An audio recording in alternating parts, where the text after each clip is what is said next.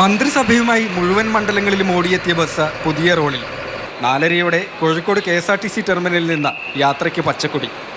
പ്രത്യേക സൗകര്യങ്ങൾ ഒഴിവാക്കിയെങ്കിലും മുഖ്യമന്ത്രിയുടെ സീറ്റിൽ മലപ്പുറം സ്വദേശി അജിൻ. ബസ്സിലെ ആദ്യ യാത്രക്കാരനാകണമെന്ന് ആഗ്രഹിച്ച് ടിക്കറ്റ് ബുക്ക് ചെയ്താണ്. ഞാൻ പെട്ടെന്ന് ന്യൂസിൽ നമ്മൾ യൂട്യൂബിൽ ഫീഡ് കാണുമല്ലോ, അപ്പോൾ അതിൽ പെട്ടെന്ന് ഒരു രണ്ടാമത്തെ വില്ലങ്കടവ് കണ്ടു. അപ്പോൾ എനിക്ക് എൻ്റെ പെങ്ങളുടെ മകളുടെ മാമോദിസയ്ക്ക് വേണ്ടി വരേണ്ട ആവശ്യമുണ്ടായിരുന്നു.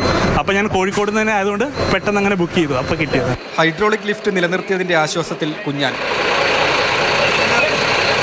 പ്രത്യേക സൗകര്യമാണ്. കാരണം നമ്മളെപ്പോഴത്തുള്ളവർക്ക് ഒരുപാട് സൗകര്യമുള്ള സംഭവമാണ്. കാരണം നമ്മളെ മുഖ്യമന്ത്രിയൊക്കെ നിൽക്കുമ്പോഴും ഇറങ്ങുമ്പോഴും കയറുമ്പോഴൊക്കെ നമ്മൾ ശ്രദ്ധിച്ചിരുന്ന ഒരു കാര്യം കൂടിയാണ്. എന്തായാലും ഒരുപാട് സൗകര്യമുള്ള ഒരു സംഭവമാണ്. ബസ് പുറപ്പെട്ട് നിമിഷങ്ങൾക്കകമാണ് മുൻഭാഗത്തെ വാതിൽ തുറന്നുപോയത്. യാത്രക്കാരൻ്റെ ബാഗ് ഉപയോഗിച്ച് കെട്ടിവെച്ചായി പിന്നീടുള്ള യാത്ര. ഡ്രൈവർ പ്രവർത്തിപ്പിക്കുന്ന ഓട്ടോമാറ്റിക് ഡോർ തനിയെ തുറന്നുപോയതിൻ്റെ കാരണം മനസ്സിലാകാതെ ജീവനക്കാർ സുൽത്താൻ ബത്തേരി ഗാരേജിൽ കയറ്റിയാണ് വാതിലിൻ്റെ പ്രശ്നം പരിഹരിച്ചത്. എമർജൻസി എക്സിറ്റ് സ്വിച്ച് അബദ്ധത്തിൽ ആരോ ഞെക്കിയതാണ് വാതിൽ തുറക്കാൻ കാരണമെന്ന് KSRTC.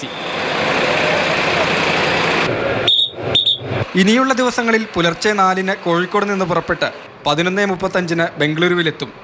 ഉച്ചയ്ക്ക് 2:30-ന് ബംഗളൂരുവിൽ നിന്ന് തിരിച്ച് രാത്രി 10:05-ന് കോഴിക്കോട് എത്തിച്ചേരുന്ന രീതിയിലാണ് ബസ്സിൻ്റെ സർവീസ് ക്രമീകരണം. 1171 രൂപയാണ് സെസ് അടക്കമുള്ള ടിക്കറ്റ് നിരക്ക്. മാതൃഭൂമി ന്യൂസ്, കോഴിക്കോട്.